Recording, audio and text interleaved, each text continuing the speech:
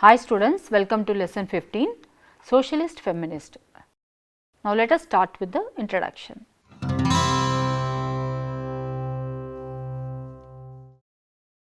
The phrase socialist feminist was increasingly used during the 1970s to describe a mixed theoretical and practical approach to achieving women's equality. Socialist feminist theory analyzed the connection between the oppression of women and other oppressions in society as racism and economic injustice.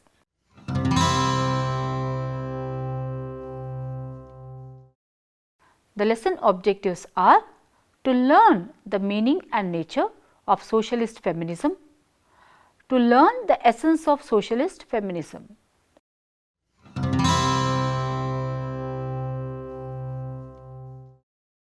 Now, the socialist basis here.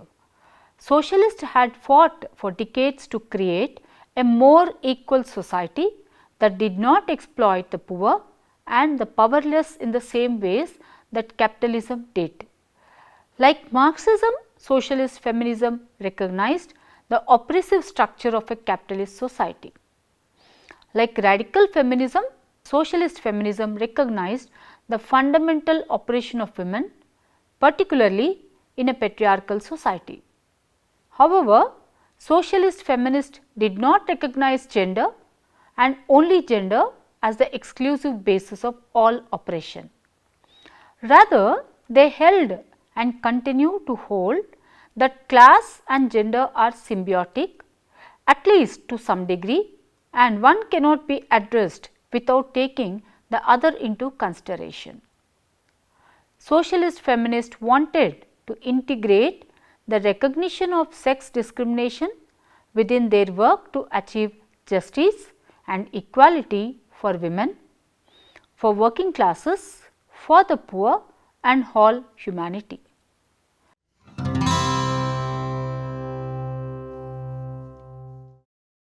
Now, let us look into the history of socialist feminism. The term socialist feminism might make it sound as though the two concepts, socialism and feminism, are cemented together and intertwined, but this has not always been the case.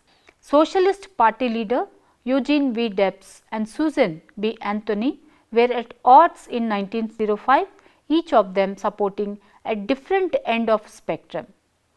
Decades later, Glory Steinem suggested that women and particularly younger women were eager to throw their support behind socialist Bernie Sanders. How is socialist feminism different from the other theories? Socialist feminism has often been compared to cultural feminism, but they are quite different. Although there are some similarities, the cultural feminism focuses almost exclusively on the unique traits and accomplishments of the female gender in opposition to those of men. Separatism is a key theme, but socialist feminism opposes this. The goal of socialist feminism is to work with men to achieve a level playing field for both genders. Socialist feminists have referred to cultural feminism as pretentious. Socialist feminism is also distinctly different from liberal feminism, although the concept of liberalism has changed over early decades of the 21st century. Although liberal feminists seek equality of the sexes, socialist feminists do not believe that it is entirely possible within the constraints of current society. The focus of radical feminists is more on the root causes of inequalities that exist. They tend to take the position that sexual discrimination is the sole source of the oppression of women. However, radical feminism may be more closely related than some other forms of feminism which are to socialist feminism. All these types of feminism share similar and often identical concerns, but their remedies and solutions vary.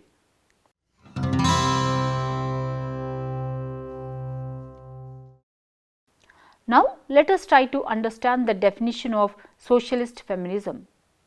There have been a number of different types of feminism over the years, all varying in goals and strategies. One of the most extreme and controversial types of feminism for its time was socialist feminism. Socialist feminism addresses women's inequality in a two-pronged approach, connecting capitalism and patriarchy and proving that patriarchy isn't the sole source of oppression.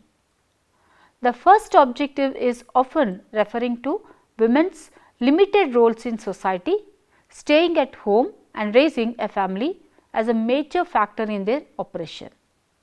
The second object aims to show that women can experience it in various other ways, including race, class, sexual orientation and education, among others.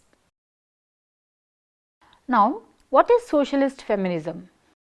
Socialist feminism is a part of the international struggle for women's rights and liberation. It began in the 1960s and 70s, though socialist feminist thinkers trace their ideas back to the feminist theory of the 18th and 19th century. Drawing upon Mary Wollstonecraft, a vindication of the rights of women in 1792 and the work of other early revolutionary theorists, key to socialist feminism is the idea that patriarchy and capitalism are intertwined forms of exploitation and oppression of women. In addition to emphasizing gender inequality as a cultural force that stems from patriarchy, socialist feminists focus on how the economic system, particularly in capitalist economies, is a source of oppression.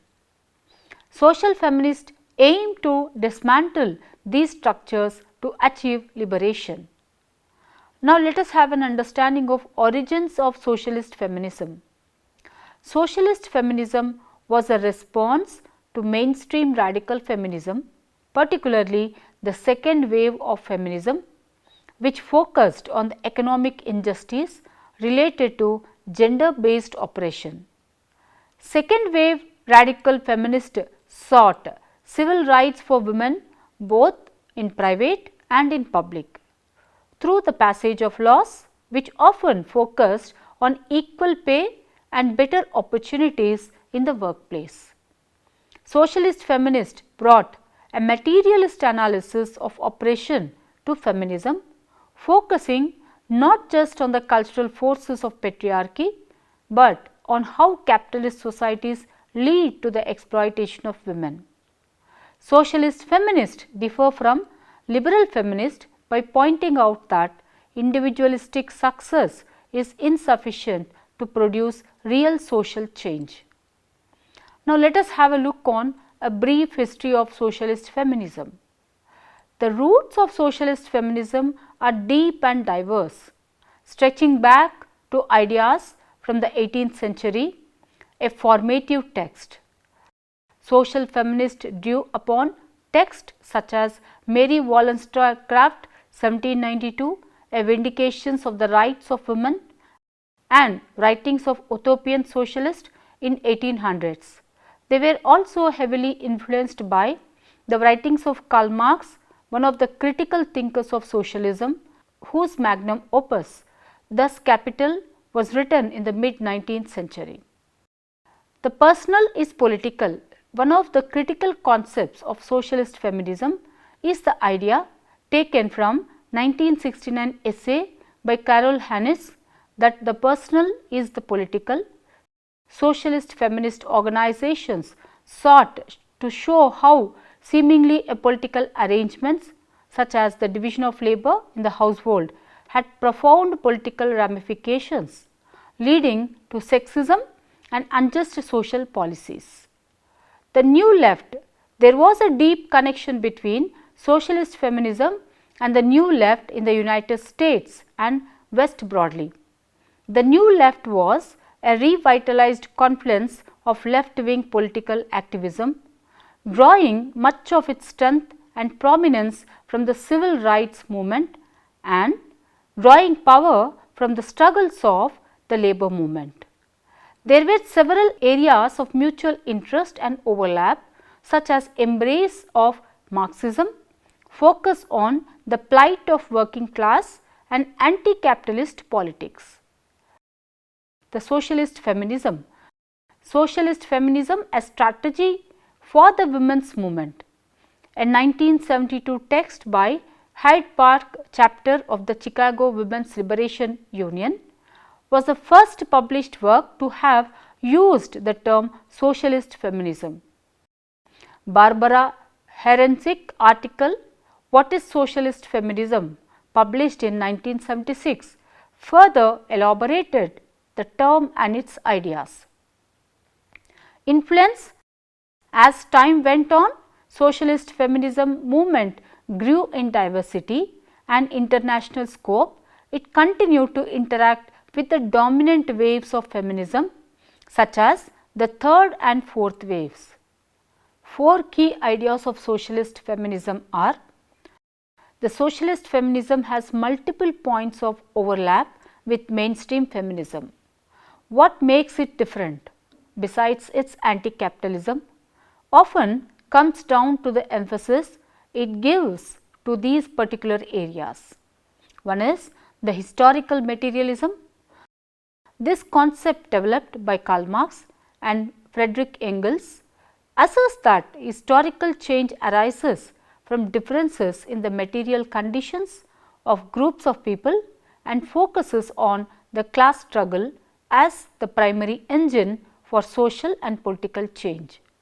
Socialist feminists particularly look at how working class women, many of whom still work in traditionally women dominated industries of care, are disadvantaged economically and how this led to their subordination. The second one is intersectionality. Many activists argue that socialist feminist theory is inherently intersectional because it focuses on at least two forms of oppression. One is the class and gender. The critique often extends to many other areas. Socialist feminists emphasize the adverse effects of homophobia, imperialism, Islamophobia and bias based upon sexual orientation and gender identity. The third one is the household and motherhood. Socialist feminist analysis looked beyond the gender wage gap, thinking critically about the unpaid labor of cooking, cleaning and child care. The key to socialist feminism is the idea of social reproduction and how oppression occurs generation after generation. The last one is reproductive rights. Also important to socialist feminists is women's access to contraception, abortion rights and adequate health care.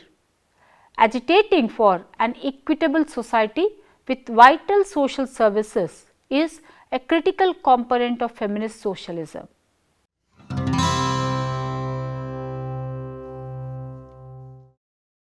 Now, let us have an overview of socialist feminism.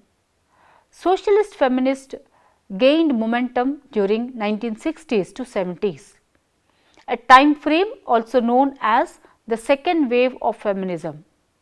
This wave was focused on social welfare issues. Though it is not considered the most radical form of feminism, socialist feminism still has strong ties to Marxist theory and calls for a major shift in societal structure. More specifically, it calls for an end to the capitalist economic system, which social feminists believe perpetuates sexism, patriarchy and a division of labor based on gender. A common mentality during that second wave of feminism was that children needed their mothers at home in order to be properly nurtured. However, with the rise of single mothers and a lack of affordable child care and livable working wages for women, socialist feminism began to spread. Instead of focusing primarily on working class women, socialist feminists also reached out to the poor women of color and color activists. Socialist feminism is a two-pronged theory that broadens Marxist feminism, argument for the role of capitalism in the oppression of women, and radical feminist theory of the role of gender and the patriarchy. Socialist feminists reject radical feminism's main claim that patriarchy is the only or primary source of oppression of women. Rather, socialist feminists assert that women are oppressed due to their financial dependence on males. Women are subject to male domination within capitalism due to an uneven balance in the wealth.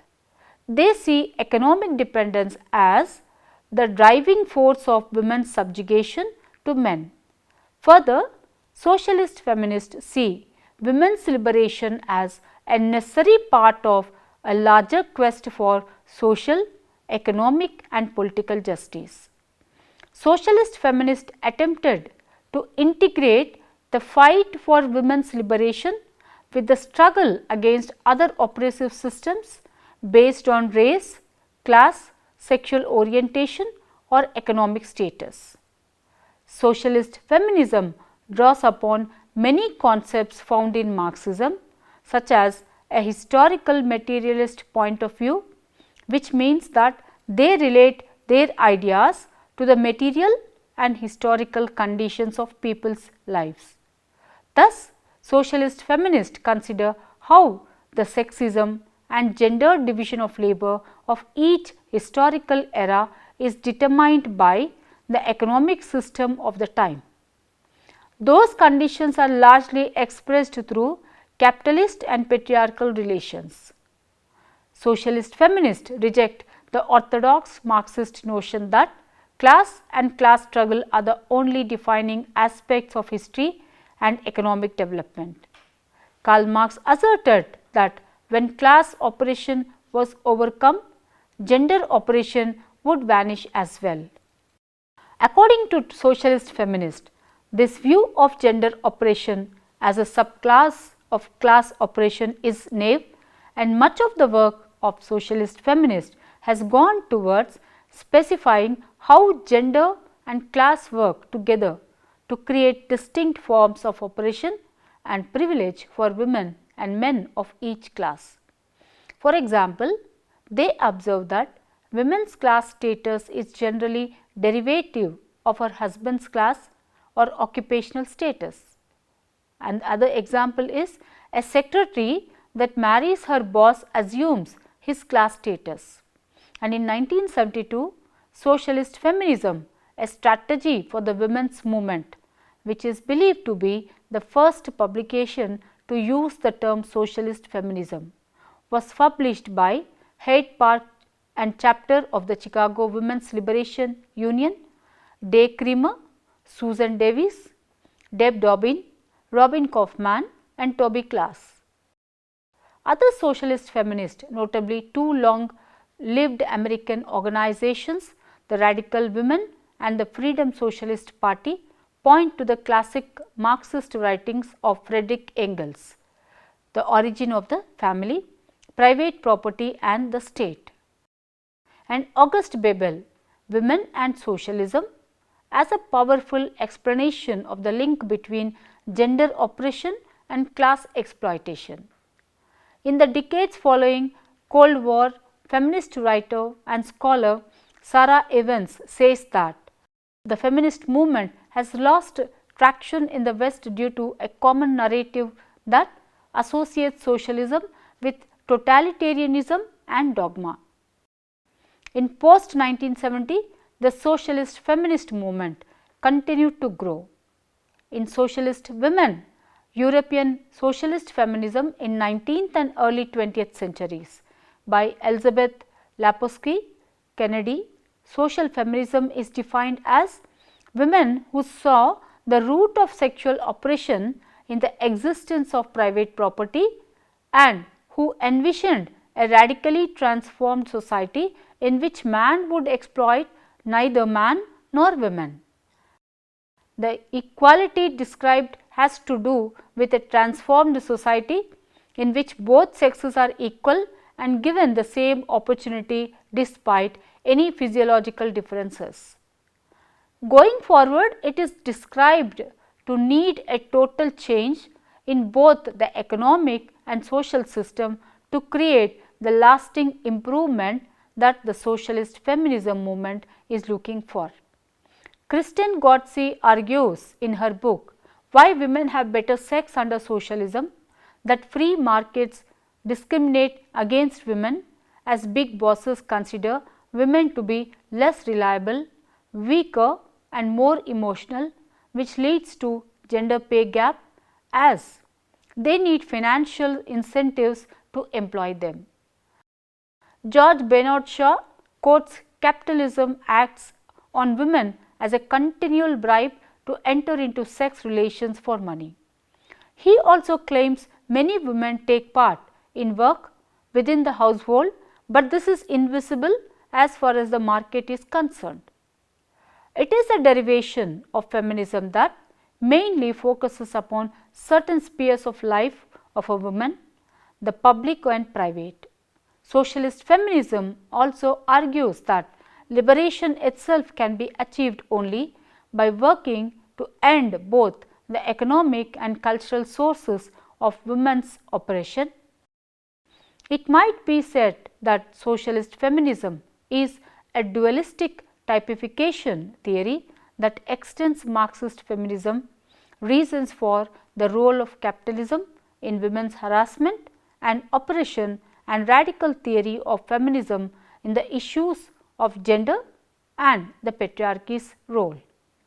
Here, it might be also regarded as such issues that led to the concept of women or feminine against men or masculine. Some of the contributors to this movement have criticized common traditional Marxism for not being able to find an inseparable connection between the issues of patriarchy and classism. It is important to point out that Marx and Engels were silent on gender harassment and oppression, except that they subsumed it beneath wider class harassment and oppression. Marx knew that when oppression connected with the class issue was outdone, gender harassment and oppression would disappear as well. According to socialist feminists, this view of gender oppression as a subclass of class oppression is naive, and much of the work of socialist feminists has gone toward separating gender phenomena from class phenomena. Other socialist feminists, for example, such famous American organizations as Radical Women and also the Freedom Socialist Party, refer to the common classical works of Marx and of Engels, such as The Origin of the Family, Private Property and the State. Also, they refer to Women and Socialism by writer August Bebel. These socialist feminists consider those works a strong explanation of the connection between gender harassment and oppression and the issue of class exploitation. But from the other point of view, the Socialist Party of the United States is a bright example of party of a socialist feminist which is not a Marxist one, although certain members identify themselves as Marxist. This party has its statement of principles which says socialist feminism confronts the common root of sexism, racism and classism, the determination of a life of oppression or privilege based on accidents of birth or circumstances. Socialist feminism is an inclusive way of creating social change. We value synthesis and cooperation rather than conflict and competition.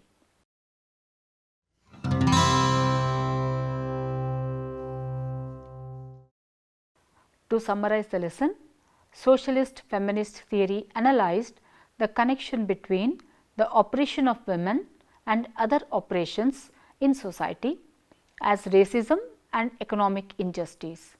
Like radical feminism, socialist feminism recognized the fundamental oppression of women, particularly in a patriarchal society. However, socialist feminists did not recognize gender and only gender as the exclusive basis of all oppression. Rather, they held and continue to hold that class and gender are symbiotic, at least to some degree, and one cannot be addressed without taking the other into consideration. Thank you.